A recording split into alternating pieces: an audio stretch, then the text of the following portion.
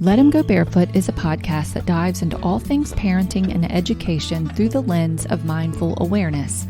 Conversations aim to bring forward patterns, beliefs, and attitudes that shape our expectations and ideas about what it means to raise healthy children.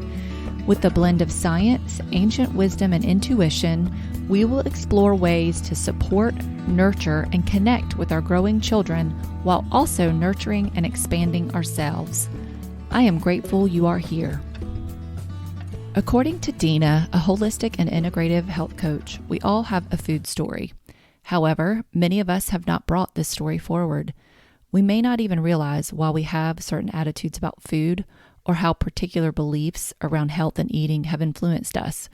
In this episode, Deena and I discuss many ideas and beliefs around food, including personal stories that have impacted our relationship with nutrition and food over the years, but also how we can bring peace, joy, and beauty into our homes and meals while minimizing struggle and challenges. Here's my conversation with Deena Barcela. So my name is Deena Barcela. I live in Encinitas, California, which is part of San Diego County in Southern California. And I live with my husband and my son. And my son is almost 7 years old, which is so hard to believe already. And I am a holistic and integrative health coach. So what that means is that I approach food and health and the body from a holistic, meaning looking at the whole body and all aspects of health from that, from, organs and systems, that the orchestration and the interplay between everything that goes on in the body, but also the mind-body connection, the spiritual element. So a holistic approach to health really looks at that all systems in the body interact, and they don't exist in silos, for one. So the digestive system has an interaction with the hormonal system, which has an interaction with the brain. We look at the mind-body connection, and then also looking at more spiritual elements or metaphysical elements. There's so many ways that you can look at holistic health. And then integrative really means that we're bringing all different modalities together. So that might be Ayurveda, that could be traditional Chinese medicine, that could be many different modalities, and of course, including Western medicine or mainstream medicine.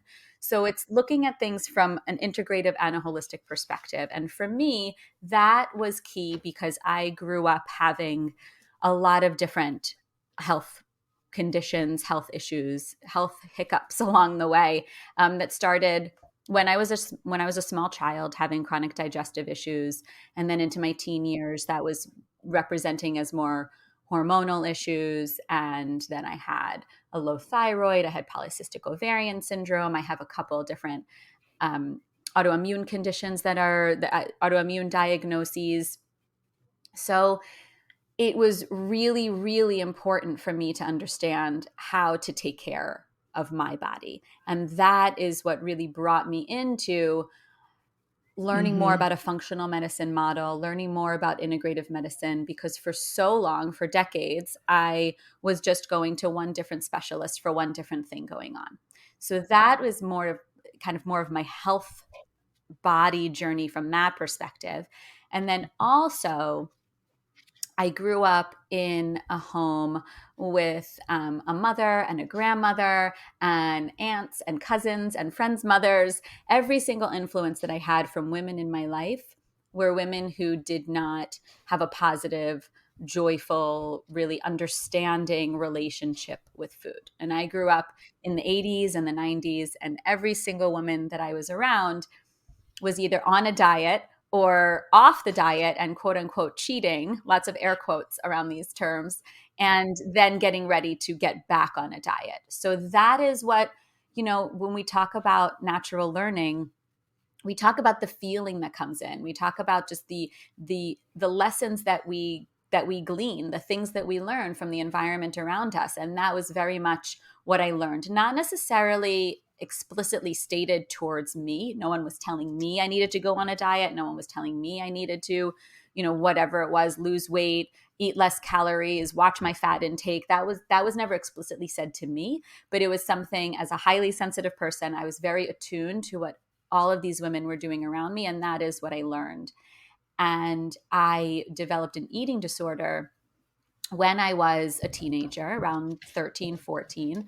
And that went on for also a few decades. And for me, that looked a lot like binging on food to kind of fill a void, to fill me up, to feel things more strongly that now I understand looking back. And then I would purge my food. So I would throw up. And, people know this as bulimia. And that was something that was part of my life for quite a long time. And, it was very much an interplay between the disordered eating and those patterns and my health journey. And so there was a lot of messages and a lot of feelings around that my body was betraying me, that whether it was digestive issues or quote unquote sudden weight gain or bloat or whatever it was. I had times when my hair was falling out, when I felt extremely fatigued in my 20s, where I lived in New York City at the time. And I remember struggling to walk up the stairs of the subway, carrying groceries or carrying whatever I was. And that felt like such a burden. And it was so hard for me to do because it felt like my body was betraying me. And you were how old then, you said? That was in my 20s. So this was, like my mid to later 20s. So that was already, let's say, 12 to 15 years into disordered eating. It was 20 some odd years of having chronic digestive issues, of hormonal imbalance, not feeling well. So all of these things really started to come to a head for me in my later 20s when I started to learn more about integrative health. It's when I had my first health coach and I started understanding food psychology differently, the relationship with food differently. And I just started to awaken to a new way of looking at the body, of understanding the body, of loving the body, and finding different practitioners and ways in which I could actually support my body holistically, as I was saying at the beginning.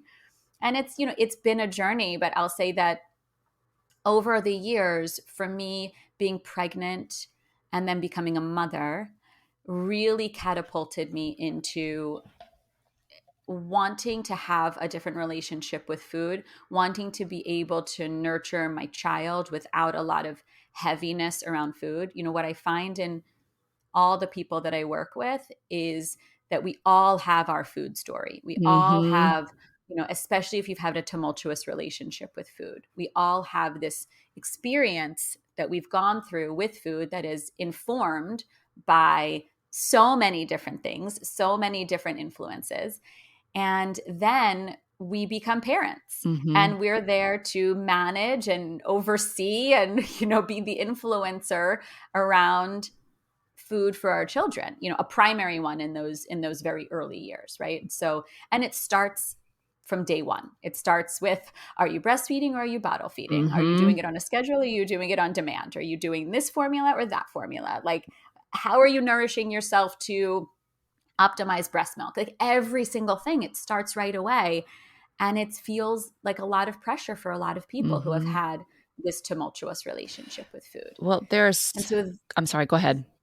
Oh no, I was just going to say that's really what I think started to open up a completely different paradigm for me. Even though I'd already become an integrative health coach, I'd already gotten deep into learning about the body in so many different ways over several years prior to becoming a mother. I'd healed a lot of my own hormonal imbalance. I healed low thyroid, with more natural modalities. My autoimmune diagnoses were really like on the dimmer. They were really kind of more dormant, and all of these different things has started to get better.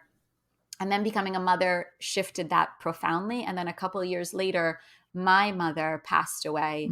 And that was like the gigantic, explosion for me. I mean, on many levels, but when it comes to the relationship with food, it was clear to me that my mom carried the burden of a tumultuous relationship with food to her grave. And I didn't want that for myself at all anymore. I didn't want that for women I knew. And that is, that is what I'm here to support people with, to break down all of these things that we think are the way we have to relate to food and come into a much more joyful and loving and confident existence there. That's Oh my goodness, Deena, there's so many things that I could go, so many directions I could go with what you've shared in terms of how the food story begins super, super early. And it makes Yeah. sense that it does because food is integral to our existence and it's Hmm. in every single part of our lives. It's something that we use to celebrate. It's something that we use to make ourselves feel better. People sometimes use it as punishment. And it's very much an integral part of everything that we do. So it makes sense that it's everybody has a food story.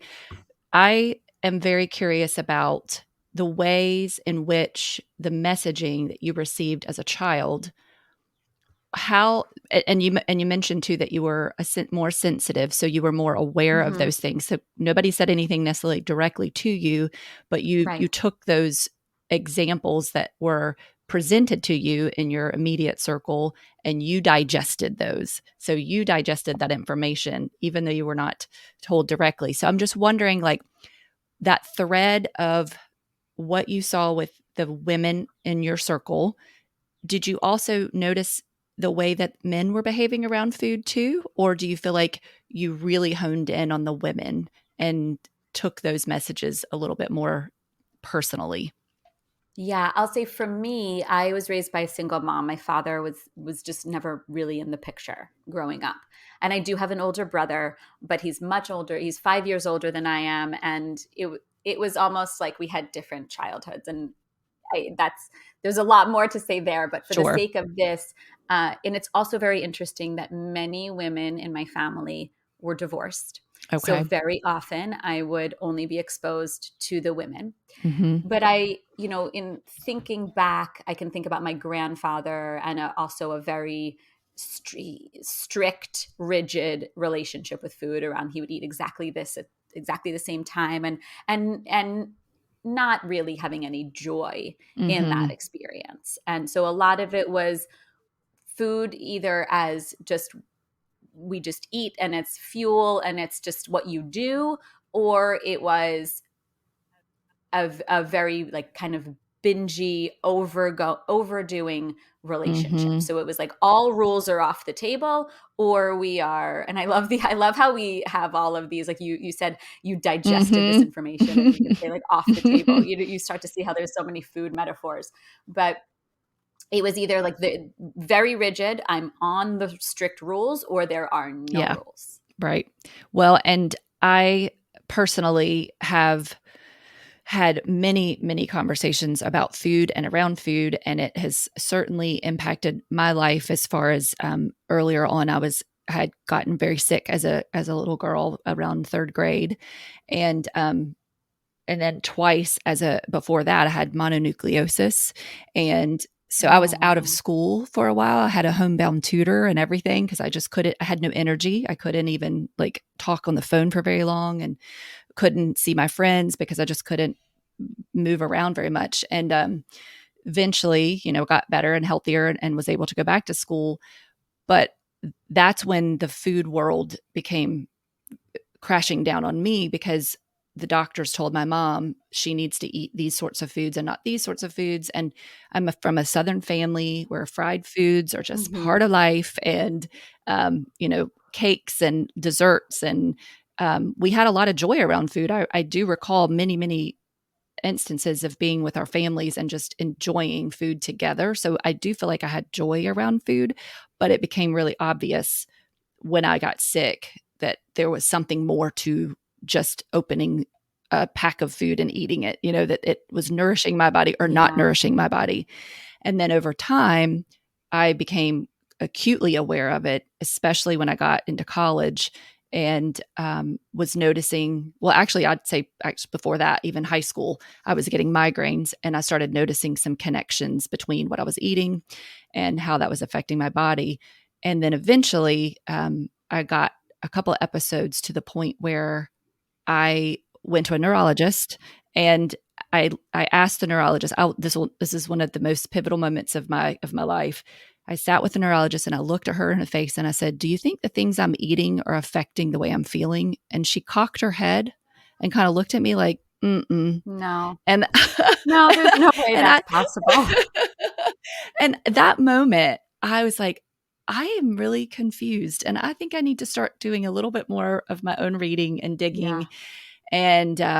And sure enough, I uncovered quite a bit. And then eventually, my parents, both of them, two separate, like within a year apart, were both diagnosed with type 2 diabetes. Um, and so, yeah, Yeah. food is very much a part of everything, but the nutritional side of it certainly grew in importance and also in making sure I understood the foundations of it. Yes. So when I became pregnant, I was all into just trying to learn everything I could about what am I putting in my body, how am I feeling about my body, and all of those things to ensure that I was creating the best womb-like environment for my baby to thrive and grow in. Yeah. Um, so when you said too about, your own particular experiences with food and stress, I mean, that's one of the things that we know very clearly, that high levels of stress and fear actually block our hunger and cause us not to even digest our food Right. properly, or it just makes us not even hungry. So you can see how earlier instances of stress and worry, or living in like a chaotic environment and not really quite sure if you're feeling safe, how it would impact how you eat. And you might just eat something quickly just because you feel like you need some nutrition and you need, your blood sugar's low or whatever, and you're not thinking about how it's actually impacting your body. So what have you Mhm. found to be helpful for families if they are going through sort of a stressful time, and how can they avoid falling into a pitfall of just eating anything and everything? Yeah, I love that question. And I love that you're highlighting that, especially in these times. I think that a lot of people just don't realize that, people frame this term emotional eating in just a negative light. Like Mm. there's this like, oh, I want to get over being an emotional eater. Or I used to be an emotional eater, or I have a problem with emotional eating, right? We put this concept of emotional eating into this bucket of that's like a pathology, it's a problem, it's a diagnosis, or of sorts. And food is emotional, Mhm. and I think it's really important for people to recognize that we crave certain foods, we're drawn to certain things as they feel like they will either support an emotional experience we're having, or they will further highlight an emotional experience we're having. They help us process emotions the same way. I mean, food is an extremely sensory experience, right? you're Mhm. you're taking something and you're putting it in your mouth. Like sometimes I need to visually really bring this to light for people, because it's something that we just take for granted, Yeah. as it just, oh, it's just something I do, but you're actually putting something into your body. Mhm. And so if you're putting something into your body, of course it's going to impact how your body feels, right? So sometimes people are drawn to more crunchy foods or chewy foods when they feel like they need to process some emotion, a Hmm. lot of like anger or frustration. That's why the classic example of someone like sitting on a couch going through a whole bag of chips, if they're either feeling frustrated, angry, or maybe bored, and it gives you something to do, right? When we Hmm. talk about, if you think about classic comfort foods, they're like mac and cheese or a casserole or ice cream, things that typically are like creamy, soft, those kinds of things for people, because they go in and they coat the throat, and they feel soothing to the body. It's almost like a blanket or a hug for Hmm. the body. And we know this from reading things and learning about child development, and these primitive reflexes and these primitive behaviors that our babies have, right? Like you see evolution at play when you Mhm. observe a baby.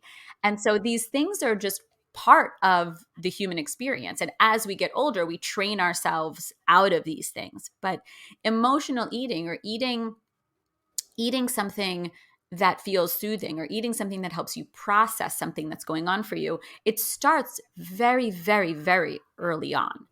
And for some people that goes into more of a looks more like what we think of as disordered eating when we talk more about the control piece, all the ways that we want to control what we're eating. And then that can get into more of an extreme dieting phase as someone gets Mhm. older, right? But it's all there, and it's all something that we can work with if we Yeah. understand it. And that is what that's why I support parents to be able to understand and tune in with the emotional experience of a child, and for themselves as well. Like everything we're talking about here is for the mother, for the father. One of my favorite things is when I get to work with a couple, if there is a couple dynamic, and then be able to see, oh, wow, I'm putting all this emphasis on my child, but these things are totally true for myself as Mm-hmm. well.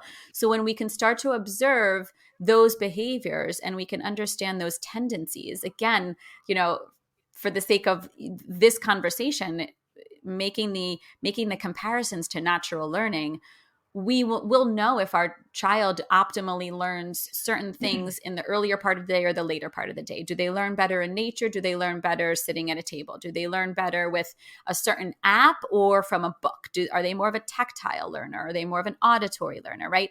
We can break down all of these different things when we're observing our children and creating an optimal environment for them. And the exact same thing goes for an optimal eating environment, right? We have an optimal learning Mm-hmm. environment, we have an optimal eating environment.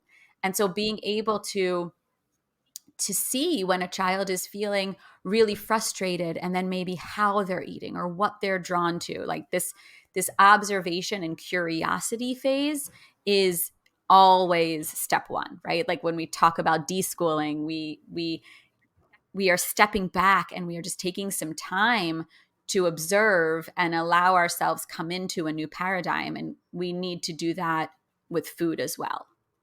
For sure. And yes, you're making that connection between learning and how when you bring to your awareness of what it is that you're seeking out to learn, or even paying more attention to how you learn and where you like to be and who you like to learn with, Yes. all of those things can be applied, of course, to food and to eating. And I know I have seen this personally and also just witnessed it in just being alive and interacting with other people. There's a lot of times that we bring our own I wouldn't say injuries. We bring our own misconceptions and maybe even our attitudes towards food into our parenting relationship. And until we can bring that forward and really pay attention to the relationships that we've created around food and the attitudes we have about eating and our fears as well. Like, what are we so afraid of? Yes. What is it about food that causes us to be concerned or worried? And how are we presenting that to our children? Even if we're not saying it out loud, just like your experience, you pick up on things when you're not even trying to necessarily because you're not aware of it. Yes. So like if we tell our children, oh, you can't have dessert until you clean your plate, you got to be part of clean your plate club. I mean, that used to make me feel like Yeah. fingernails on a chalkboard, Yeah. because I knew that what we're really saying is you need to overeat in order to get something that we value as sweet or that we think is Yes. a reward. And instead it's not allowing the child to listen to their body to say, Yeah. and I'm actually full. Yes, no, I didn't eat all of those green beans or broccoli or whatever it is you saw was valuable, but I am saying I'm full and I do want something else afterwards that we consider sweet. But why is that? Is it because that dynamic was set up early on to say that you can't have sweet until this, almost like you can't go out and play until you finish the worksheets, Yes. It's the same. So yeah. These rewards and consequences, or rewards and punishments, they're it's so important to break those down. And you just highlighted a couple really important things here, because the question of what are we so afraid of, it stems from a sense of control. And what we need to Mm, do is, the early steps in this process, and that I support people with, is first of all acknowledging your food story, because understanding your relationship with food now is all the decades that have come before this, and the influence that you had in your home mhm. of origin, the influence you had from teachers, the influence you had anywhere out in the world, right? Depending on what stage of life you're in now, like that includes travels that you've done, being in different cultures and experiencing food differently, right? There's a food story there of times when you've had a more positive experience with food and times when you've had a more negative experience with food. And we have to honor that, because that is embedded in that is where the food rules and the food shoulds come from. And Mhm. part of that is like Instagram. Part of that is podcasts, right? Like we are right Mhm. here having this conversation, sharing what we feel about this topic and how we can best support people. But this is a source of this is part of someone's food story. This is part of someone's what's influencing their food rules and their food shoulds. And it comes from the pediatrician. It comes from blogs. It comes from memes that you see out there, infographics, someone you hear, you're on the playground or you're out, at a homeschooling event or whatever you're doing, and you hear other people talking about what they feed their kids, and you observe what someone's, a child opens up their lunch, and you look at that and you compare that to what your child is having, and then there's a story that plays, right? Every one of these things are part of the food rules and the food shoulds, and we do need to have a really good understanding. I encourage people that I work with to make like a running list of those, and then what we need to do is we need to ask, is that true? Like, do I really believe that? And why do I believe that? How is that relevant to me and my family right now? And that's where we start to be really critical thinkers and feel into what actually feels right in the body, which we can get to, and like how we actually tune in with the body on this information. And then, you said the piece about a child being full at a meal, right? That's a rule.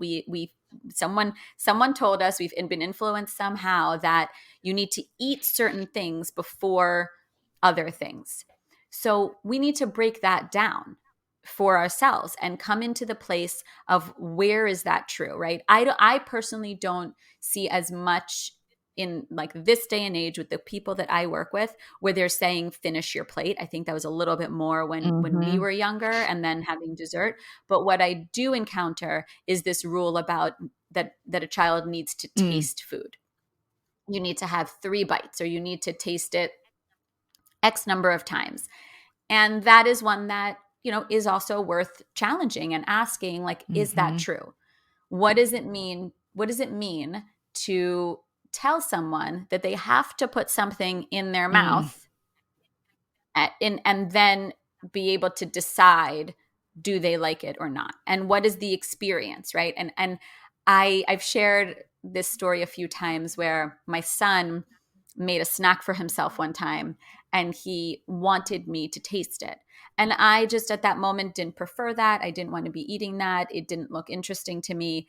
And he was taking the food and basically putting it near my mouth and saying, Mama, taste it. You have to taste it. And that's not something I've ever said, but for some reason he was coming up with that, and he was just putting it at my lips. And I did not enjoy that experience at all.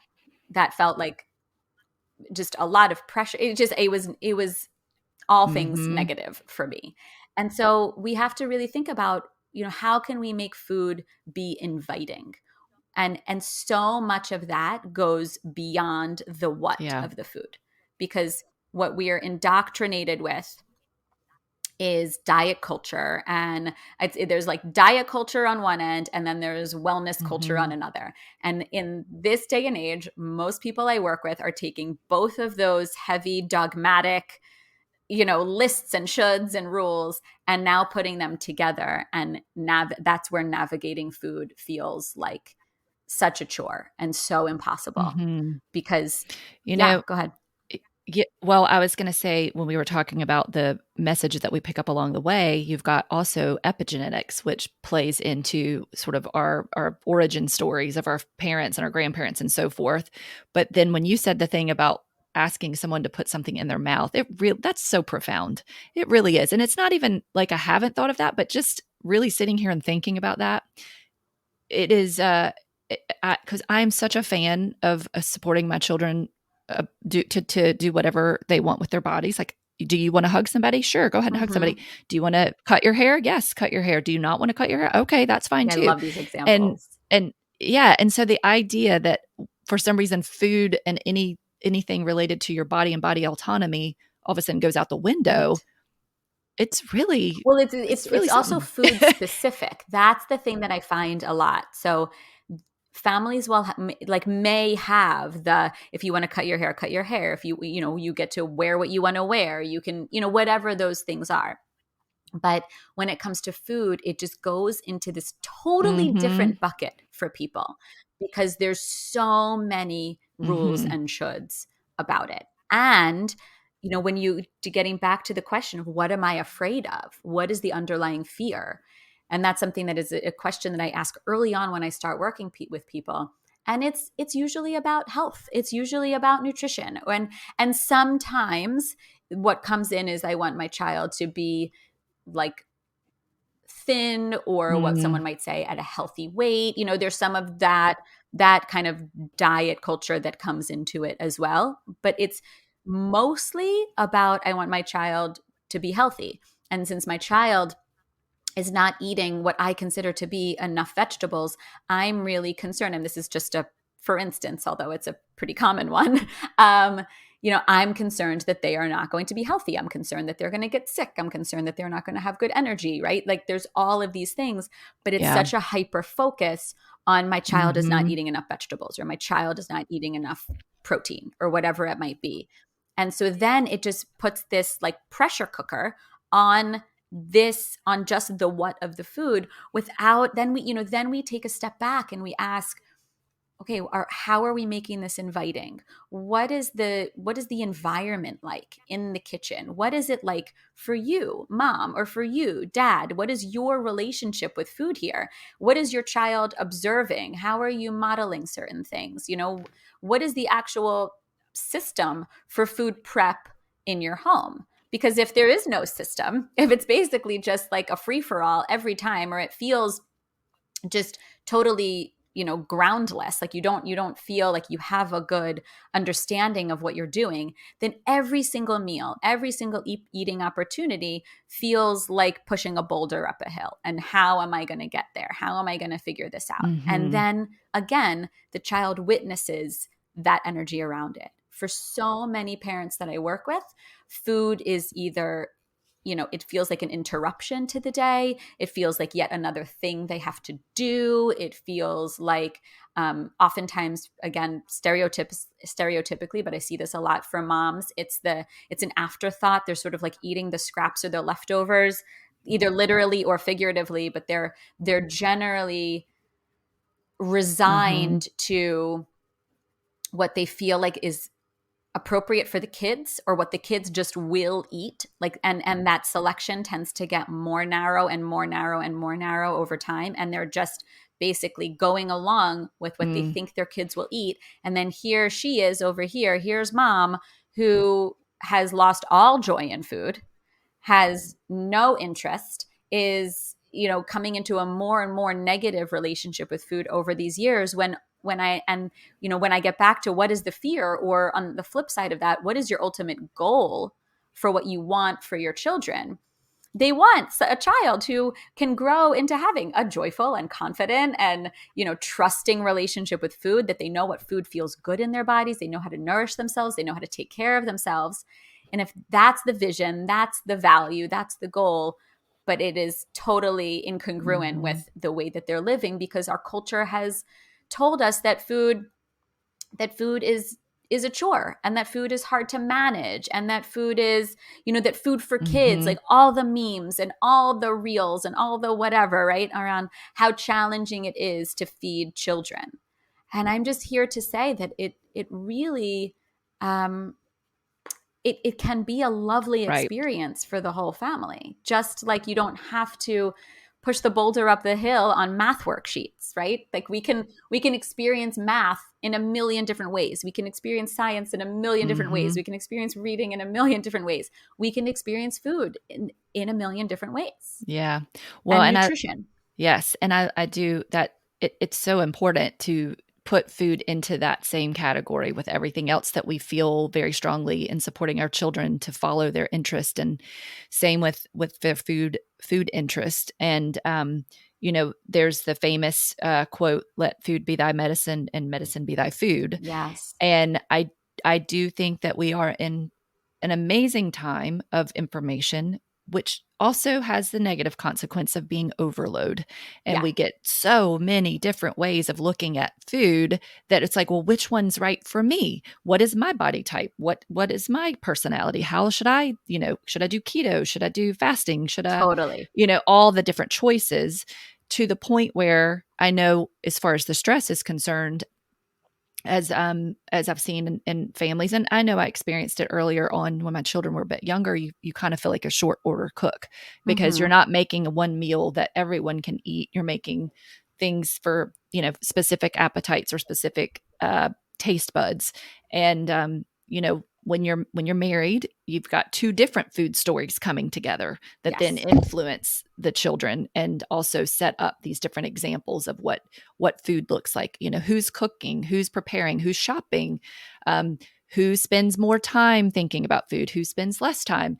And so as far as the health side of things go, I feel like we're also unique. And this idea, particularly with, when government entities coming in and saying, this is the food pyramid and this is what the plate should look like. And this sort of one size fits all idea is, I think, not very healthy.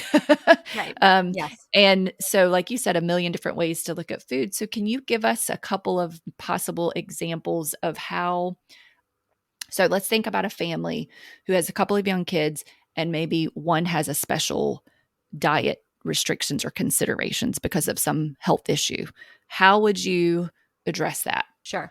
It seems to be my specialty to work with families who have Oh, a lot of different food needs and where it gets pretty complicated, right? And then what often happens is mm-hmm. the parents are just like, this is miserable. I don't even care. They end up just throwing in Mm-hmm. the towel, and we don't need to get to that point.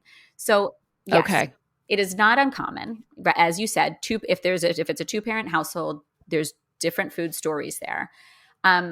What I recommend when it comes to, well, even before we get to mealtime, is really getting into the setup of a kitchen, the setup of food in your home, so that as it is age appropriate and developmentally appropriate for your unique children, that there can be the most amount of autonomy around Mm, access to food, being able to get involved in the kitchen.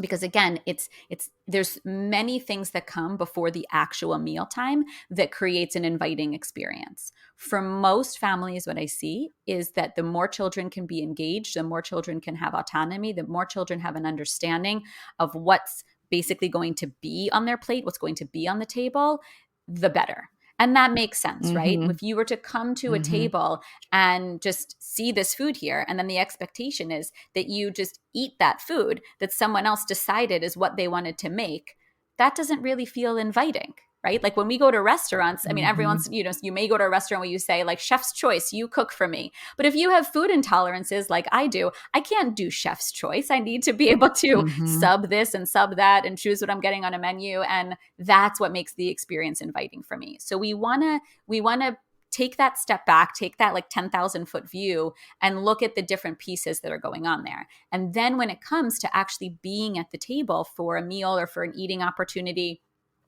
it's about always having one thing that suits each person, right? There has to Mm-hmm. be what some people call the safe food. I feel like that adds a layer of, it can feel kind of scary that way, but just something that would be inviting. I know that my child likes sweet potatoes. This child over here likes sweet potatoes. This child over here will always eat whatever, and you just make sure that those things are on the table and that they can go with the meal. In general, I really like the model of sort of do it yourself, or construct your meal on your plate meal ideas. So that could be Oh, I making, love that yeah, one. like that could be Mm-hmm. that could be Yeah. tacos, that could be burgers, that could be wraps of any kind. It can be, we did on Friday night, we did make your own kind of sushi type of dinner. So I had Mm-hmm. some sushi rice. I had a little bit of miso soup. There were some cut up carrots. There was some cucumber. There were some sweet potatoes I roasted. And there was some sesame seeds just like in a jar on the table for sprinkling on top. There was a little bit of soy sauce, right? Like different things and different ways that each individual can customize their own food. Like if you know that Mm-hmm. there's a one pot meal, there's a stew or a soup or a chili or a chicken dish or whatever it might be, that is just a winner for your family, great, go for it. But in Mm-hmm. general, it's really nice to be able to have different things on the table.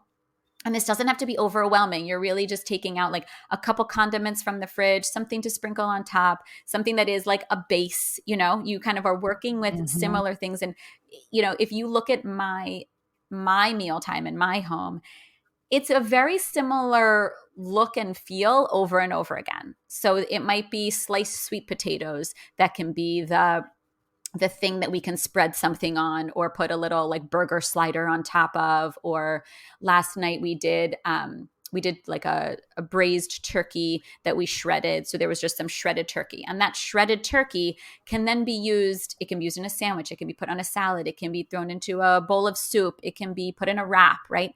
It's just thinking Mm-hmm. about food in ways that are versatile. And then also it provides a greater opportunity for leftovers versus like Mm. something that went on a plate and then gets thrown away. And this is a Yeah. model that I go into a lot more detail in a program I have in a workshop that I run called the Joyful Family Meal, where we really get into like how do you work with these pieces and all the pieces that come before it.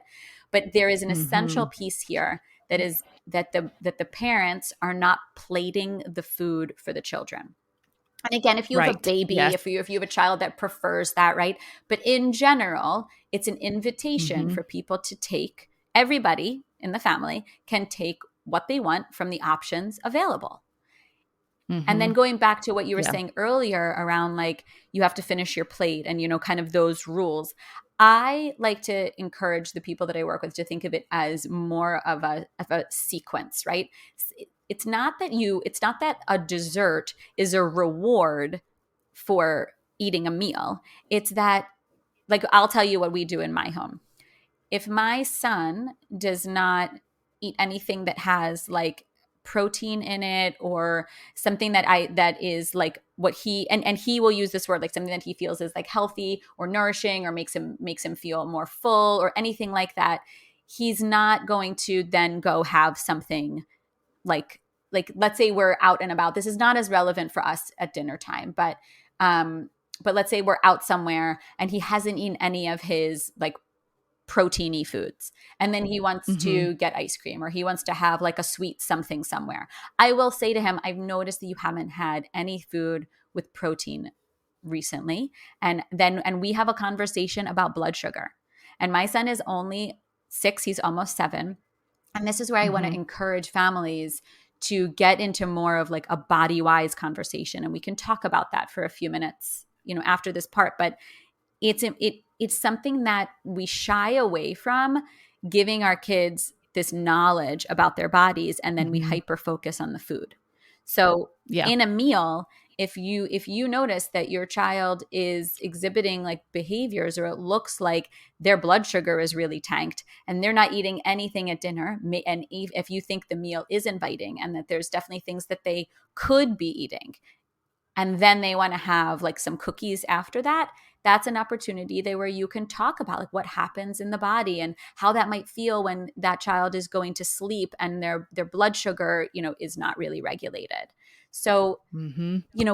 there's a lot of ways that we can work with that, but with the different food needs in a family, what I find works best is really being able to allow each person to customize their food. And then the Yeah. beauty that comes from that is that every person does it differently. And so what happens is like, and because I get to do that from my plate as well, right? Like I sit down to the meal and I'm Mm-hmm. ready to nourish myself. Everything is there. I make sure that I don't have to be the short order cook. I'm not up and down at the table. When I sit down, I want to be able to eat my meal. So what often happens is then I will like make this beautiful plate. And I really encourage people to do that, right? We eat what we see first, right? We use all of our senses in our food. And then my son will often look over and see, oh, mama, that looks beautiful. I want to do what you're doing, right? So Yeah. it Mm-hmm. takes it takes being able to customize, and my plate always looks different from my husband's and always looks different to my son's. When we have people over and it's the same kind of thing, everybody's plate looks different. Yeah. And I think it's so important to model that behavior. Um, Also showing what the possibilities are that helps children when they're younger, because they're paying attention to us. They mimic us, they follow in our footsteps. And so there's the modeling, the showing the different possibilities. And then also when you said something about being involved in the cooking in the Yeah. home and making your kitchen more inviting, I remember having um, their smaller cups that the children used when they were younger accessible, and then they could get in and out of the cabinets as needed, and taking things that normally would be on the top of the refrigerator shelves to the bottom so Yes. they could open up and become more independent and grab things that they wanted. When we did the same thing as far as like putting bins with their snacks lower down in the pantry. And I always encourage my kids just to go and interact with whatever it is that they needed. And if they needed my help, to always ask. And I was constantly available to make food for them. And I sometimes when they were younger, especially, and busy and running around with their friends, and I would recognize that, oh my gosh, they really haven't eaten much today. And I know they're really busy and excited. So I would just offer it out That's directly, beautiful. or I would just throw food on the table. No questions, just like start chopping up vegetables or fruit, or throw some things in a bin or a bowl and put it on the table. And then sure enough, they would come in and they'd graze and they'd keep going. And I do know that we all have our own sort of eating patterns. And I've noticed, especially with kids, that they just are so intuitive and they know what works for them and what Mm-hmm. doesn't. And they also know to graze a little bit and keep going. And then they'll come back. And then there are times when they have where they will sit and they are just really, really ravenous and they want to have a whole meal from beginning to end, and where they're not getting up at all. But as far as the health piece and ensuring like blood sugars and things like that, it's funny you mention it because, and maybe I told you this privately, but my daughter at age 11 was diagnosed with type 1 Mm-hmm. diabetes. And it really threw our world I'm sure. upside I'm down sure. because we had never had that in any of our family. I mentioned my mom and dad were type 2, and I've learned so much about that ever since her diagnosis. But what and it's been interesting, and I have had to do a lot of reflection on myself because as a child who was sick when I was younger, my most important goal in life was to be sure my children didn't have to experience Oh, that. yes. And so then when it happened, it's like, what? Are you kidding me? Yeah. And but what I found to be so amazing about her experience specifically is how much she took ownership over it. And it was even in the hospital when the nurses and everybody was spending all this time looking at her and talking to her and engaging with her about what it means to be type 1, and here's some resources and let's look at this and let's read that. And she was sort of like, what is the big deal? And then we had friends and family who wanted to come visit her, and she was like, I'm not dying. Oh Like, my goodness. but it was that moment of realization for me as her mom that life as we knew it has definitely changed, but it doesn't have to be as significant as my mind is telling me it has to be right now. Like it was an overwhelming feeling and I had to get adjusted to it. But even her in the hospital, like this is 2 days after diagnosis, she was in the ICU. Wow. And then yeah, it was wild. And then she was in the hospital one more day and they wanted to keep her another day, but we were like, please, can we just go home? We got it. We're good. We understand everything. But the nurses were even telling her, and this was the specialist, you don't have to change anything about the way you eat. You just give yourself insulin. And even her at age 11 looked at me and said, that makes zero sense. Wow. Yeah. And we've had so many discussions over the years, and she's much more self-sufficient now.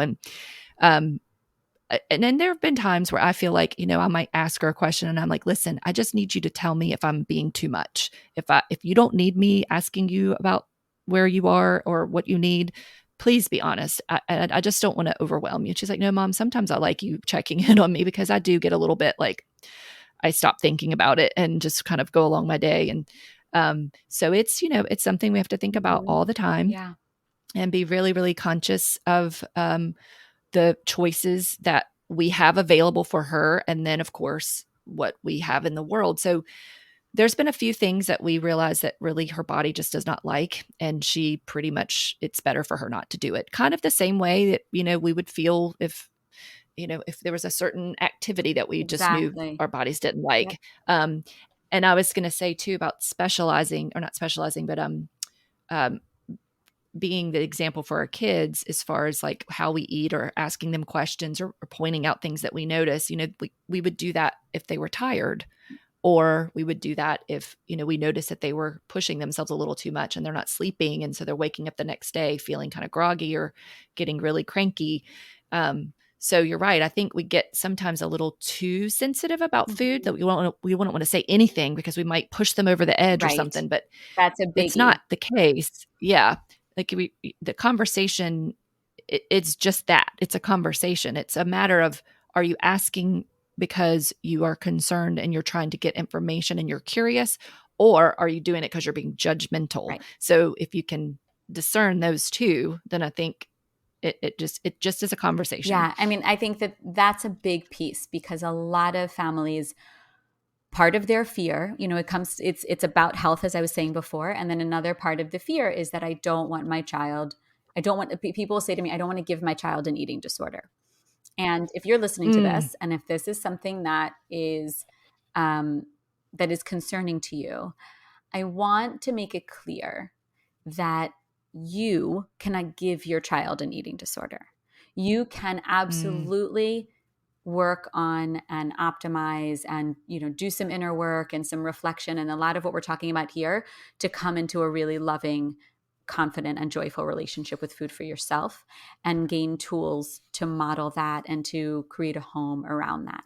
You can learn a lot more about how the body works. I find that most people I work with, that there's just, because of the world we live in, because we tend to outsource this to doctors or whatever mhm, it is, we don't really learn about how the body works. We don't really understand, well, what affects blood sugar. We don't really understand what supports optimal digestion. We don't really understand, like, well, what is anti-inflammatory, or different terms, like why might something matter more than something else. We generally don't have a good body-wise educational level, right?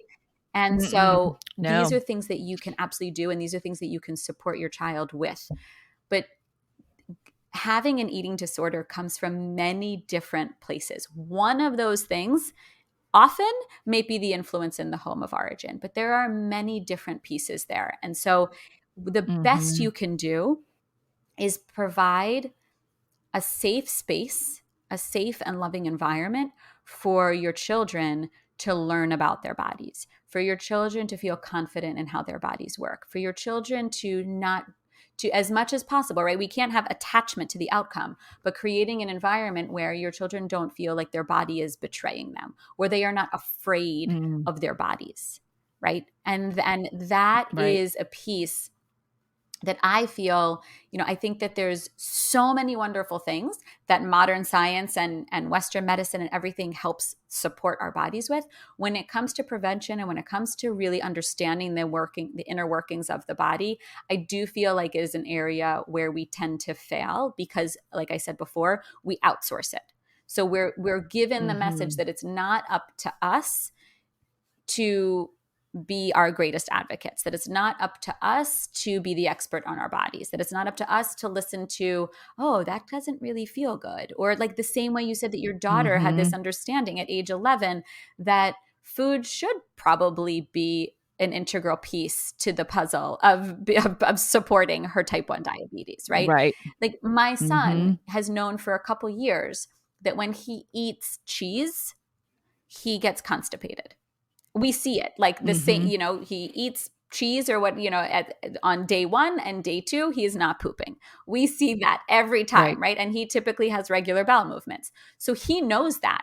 And what that means is that he can make educated decisions around it, and I, as his parent for an Mhm, almost 7-year-old, can support him and say, hey Zeke, I'm noticing that you're eating a lot of cheese. What do you think that's going to feel like in your body? And then he'll say, oh yeah, i'm mhm. probably i'm probably not going to poop, and then my stomach's going to hurt, and I'm not going to feel good, right? Like he'll say that. Right. And then Mhm, he gets to make that decision, and that might mean that the next day I'm sitting in the bathroom with him and he has a stomach ache and he's saying, I shouldn't have eaten all that cheese, like this yeah. is what happens. And so he just is learning that, and he's having an understanding of what happens, because it's real life. It's really based on what happens in his body. He knows Yep. that there's certain things that I don't eat.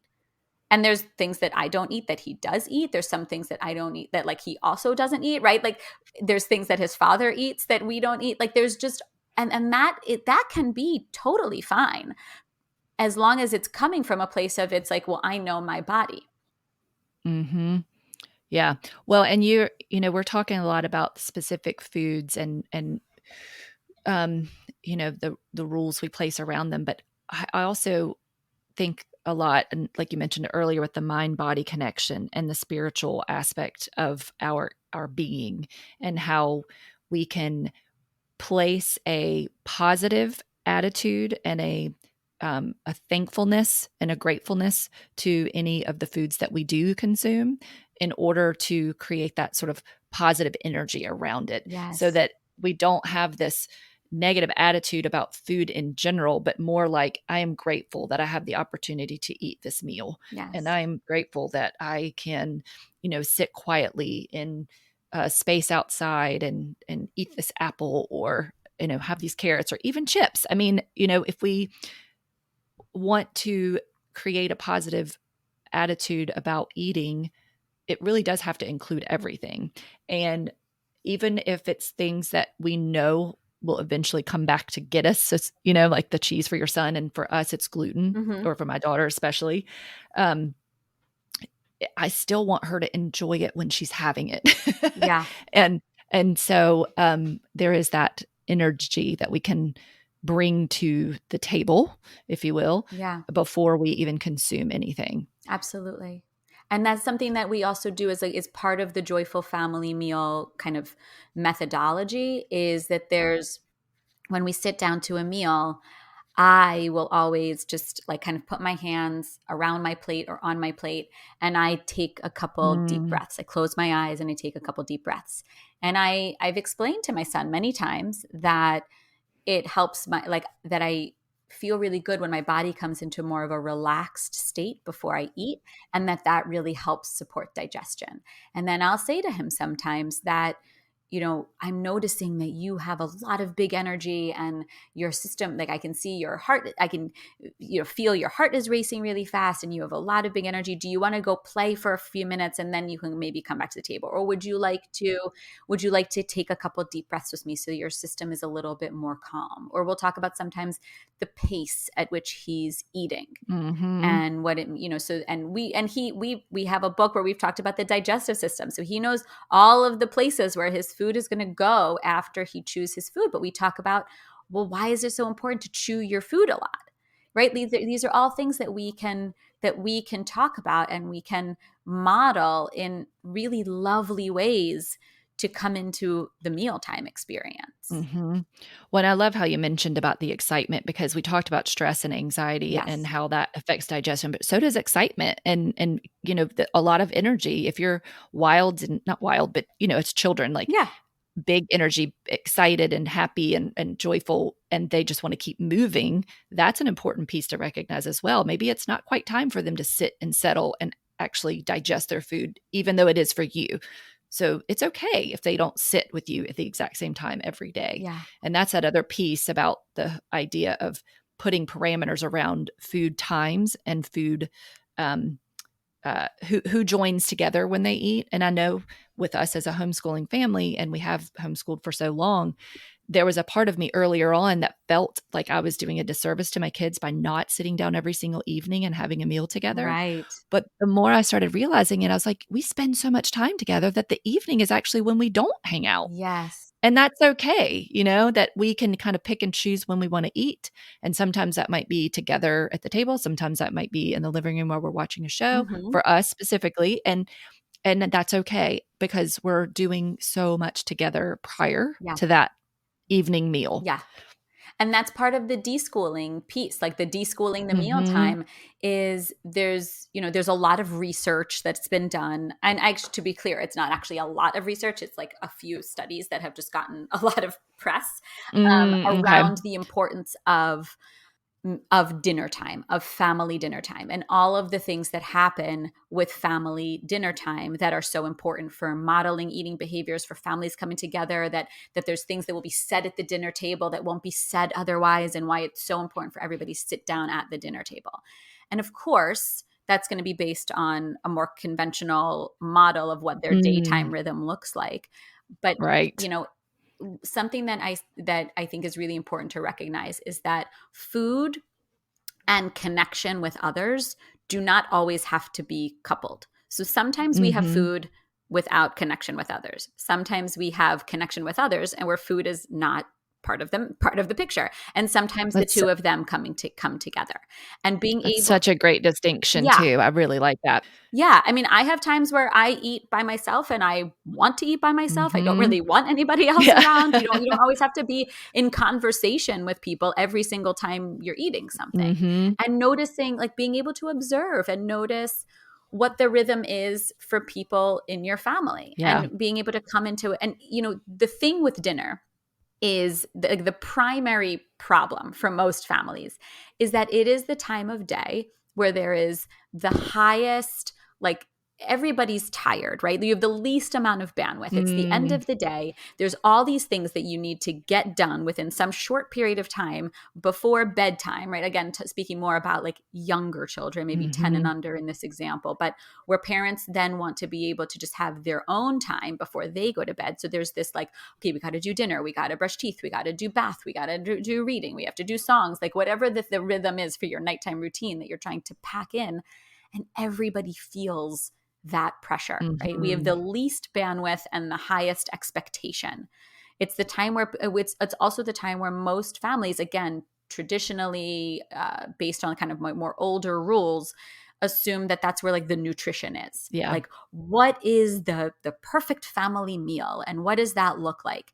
And the body doesn't discriminate. You can Mm-mm. take in nutrition any time of day. Yeah. You can you can make, if it does it make more sense for breakfast to be that meal where you have more of like a sit down, we haven't been together for hours and hours, maybe that looks like breakfast. Maybe that looks like lunch picnics in the park or on a nature trail, or, and again, more for homeschooling families, but you have the option to do dinner 3 times a week. Mhm. And other times dinner can be more of like a snack board Right. that is like while you're playing a game together or watching a movie or whatever it might be, right? Like there is, if the goal is coming into a confident and trusting and joyful, empowered relationship with food, that can look so many different ways. Mhm. But that sense of knowing is the thing that your children will take into the long term. Yes, That's the absolutely. part that is that's the long-term goal. Like the relationship with food is a long game. We have it from Mhm. the day we're born until the day we die. We Mhm. cannot not engage with it. It's a Yes. must. So, it behooves us to be able to create. And again, this is seasonal. This is in like the seasons of life. This will continue to change, but the how of how you do food, you can come into a positive relationship with the how that really goes the distance. As you said before, right, there's different bodies, we all have unique and a different food story, we all have different food needs, and as we change, right, like I can think of probably 15 different times in my life when my body was different and my food needs were different, my diet looked different. So when you said before about like keto and paleo and plant-based and all of those things, Mhm. that's the what, that's like the detail. And that can continue to change Mhm. because the body is a great place to experiment, right? Like you can experiment with trying on different foods, but if the relationship, if you trust that your body will always give you the information you need, right? Your body will give you symptoms, your body will give you signs emotionally, physically, you'll get information about how something feels. So that's the part that we want to cultivate early on for our children, so that, and we have to do that for ourselves in order to do that, but that's the part that Mhm. Yeah. stands the test of time, regardless of what health concern comes up, regardless of what a person is eating. Being able to trust the body and listen to the body is what we're really getting at here. It absolutely is, and I love this conversation because it really it feels like one that does not get enough attention in this way. It gets the attention in all the other specifics about the amount Yeah. and the type and the when to eat, but not in the awareness side of it, where if we are the type of people who really want to be conscientious of how our children interact with information and how they interact with others and how they interact with themselves, then doesn't it make sense to pull this piece into it as well so that they can become the owners of their bodies and the owners of Yeah. their future and the path that they want to create for themselves, and knowing that they were able to interact with something that is as important as food um, in this more authentic way from as early as Yeah. possible. Yeah. I mean, food is just like you said, interacting with people, interacting with learning, interacting with the world. Food is something that we engage with, just like we Hmm. engage with all these other things. And so it just makes sense that we would want to engage with food in a way that feels authentic to who we are and that serves our bodies well. There's a lot of those elements of, again, like what makes food inviting for an individual. Hmm. Well, you have given us so much to think about, and I appreciate Oh, you and thank your you. time. And I know you have other fun things planned today. So, if there's Thank a you. couple of things that you could just say to anybody listening as sort of a wrap up to, if they're listening and they're thinking, hmm, okay, I've really struggled with food and I didn't realize how much I struggled until I listened to this. Sure. Or maybe my children are, and we've created kind of a negative sort of back and forth and almost like a push pull dynamic. What would be like Mhm. just a couple of things that you could throw out for parents to consider and to move forward with? Yeah. I would say the two things to start with are to just honor, whether it's writing out or talking out or just, whatever it might be for you, what your food story is, how you got to today in your relationship with food. Mm, Because most people don't really write that out or, think about it in that way. And so take the time to do that. And then the other piece is just observe. The yeah. inclination for so many of us is to go right to a solution, right? So that's where you were saying, like, when to eat, what should the plate look like? That's all solution based, and that's all just a detail. And that might work today, and then it's not going to work Hmm. tomorrow. That's why you're still always searching for the next thing. So just take some time to observe, non judgmental, with like a Mm, beginner's mind, as they say in kind of yoga teachings, like as if you're just like an anthropologist out in the wild observing birds or whatever you might be and just being like, oh, that's interesting, look at that one, how are they doing that, and now they're, whatever you might see, and just observe your children, observe yourself, observe your partner, like just observe the food behaviors for a solid week without making any changes. And what you'll notice is that at similar times of day, certain things happen. There's a certain inclination that one child has and another one doesn't. You'll notice a little bit more about your own cravings, or, when I'm feeling this way, I tend to be craving that food. Just write it down or log it in some way. Just observe without fixing. That is the starting point for all of this work, because this the medicine in this, what helps the healing process of this and helps you come into a joyful and confident and loving relationship with food, is not a list of rules. It's what hmm. works for your unique family in this season of life. So when I work with Hmm. people, I'm always saying, well, tell me about your daughter. What's she like? What is she into? When you think like, oh, that is so Missy, like, what does that mean? And so you get to know the people, and then you start to understand, oh, well, that makes sense that that's how they would interact with food. So just let yourself sit back and observe a little bit before trying to implement even some of the solutions we talked about here around like the joyful family meal system. Just observe. Yeah. Well, and that is so key. And that's actually one thing I 100% recommend to families who reach out about education and unschooling.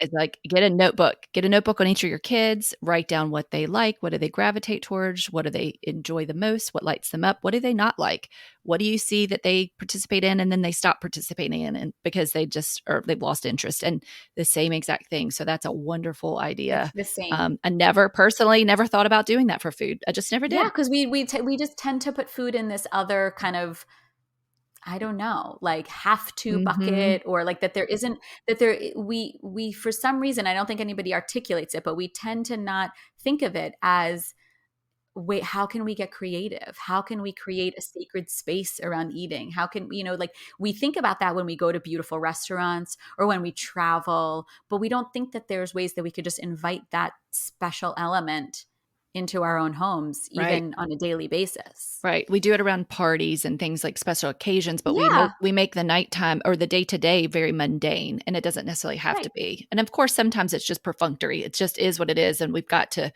have breakfast and have food, and especially if our Yes. day's busy. But it wouldn't hurt for us to get a little bit more curious and a little bit more mindful of it. Exactly. So thank you. And can you just Thank let you. everybody know where they can find you in the Sure. world of social media? Yes. I am pretty much only on Instagram. So it's just my full name, Deena Barcella, on Instagram. And same website, deenabarcella.com. And then, two things that are available to you right now. One is something that is a system I developed around snacks, because I know how difficult and how much of a strain that can be all day long, feeling like you're a snack vending machine for your kids, constantly asking for snacks.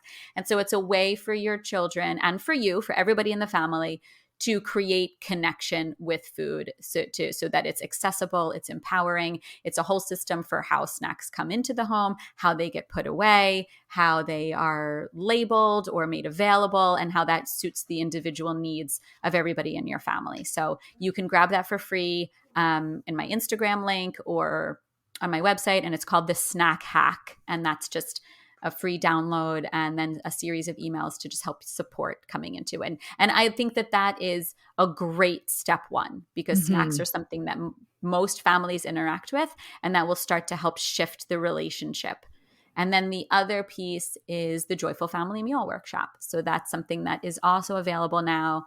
That's just on my website. And that's a 1 hour long workshop. It's a video with a really great handbook and guidebook to help you with some of those probing questions and some of the things we talked about here, but goes a little bit deeper into mealtime. Well, I wish I knew you when my children were younger, because Oh. I'll tell you, there's so many Thank things you. that you've said that I was like, oh gosh, I didn't do that. Or I could have done that. My daughter's favorite word was snack. We're like, I need a snack. It was like, it's never it's never too late. Of course, it's not the same level of influence with bigger kids, but it's never too late to start. I work with adults on this, right? It's never too late to start creating a more loving and trusting relationship with your body. It is never too late. It's never too late to model that. It's never too late to learn more about how your body works. It's never too late to grab a new cookbook and get inspired by some new ideas, right? Right. All of these things, and as kids get older and they come home to visit us, right? There's always an opportunity for creating that piece. I think that's a wonderful way to wrap up, to just remember that it's a continuous process. It's not a one and done. It's not only when they're young. It just is forever. It's a forever relationship. It really is. Thank you for listening. If you enjoyed this conversation, make sure you subscribe on your favorite podcast platform so you'll be notified when new episodes are available. Also, check the show notes on all the ways to connect with Deena and how to access her free snack hack guide, as well as how to register for her Joyful Family Meal video. And if you're not already following Let 'em Go Barefoot on Instagram, come on over. Over the next week, I will be highlighting information from Stuart Brown's book, Play, How It Shapes the Brain, Opens the Imagination, and Invigorates the Soul. As always, stay curious, stay connected, and stay aware. Until next time.